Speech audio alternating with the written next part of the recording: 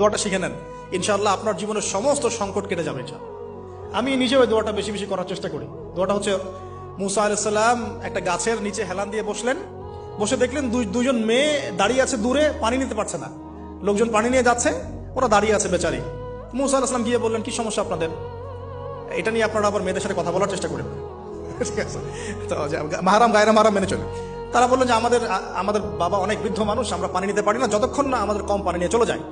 মুসা আলাইহিস সালাম একটু বললাম না, ফিজিক্যালি খুব স্ট্রং ছিলেন, থাকে না বডি বিল্ডার, সামনে গিয়ে কথা বলে সরো পানি দিতে দাও, তখন মানুষ একটু মূল্যায়ন করে না। তো মুসা আলাইহিস সালাম এভাবে পানি নিয়ে দিলেন এবং বাছুরদেরকে পানি পান করালেন, করিয়ে গাছের নিচে এসে বসে আছেন। বসে বসে তিনি দোয়া করছেন, এই যে দোয়াটা তিনি দোয়া করছেন, রব্বি, একটা নেক কাজ করলেন, নেক কাজ করলেন না, মানুষের উপকার করলেন, নেক কাজ করে এসে গাছের নিচে বসে দোয়া করছেন, আল্লাহ এখানে তো আমার খাবার পানি বাসস্থান কিছুই নাই, আমি কি করব?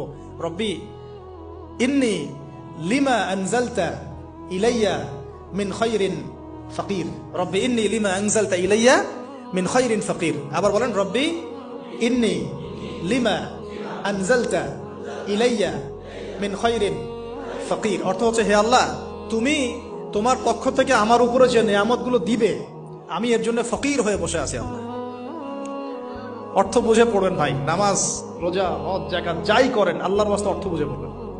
অর্থ বুঝে পড়লে আপনার ইবাদতের স্বাদ পাবেন, তৃপ্তি পাবেন, আল্লাহর সাথে কানেকশন হবে, আল্লাহর নূর পাবেন, মাআরিফত পাবেন, সত্য স্বপ্নও দেখবেন তখন ইনশাআল্লাহ।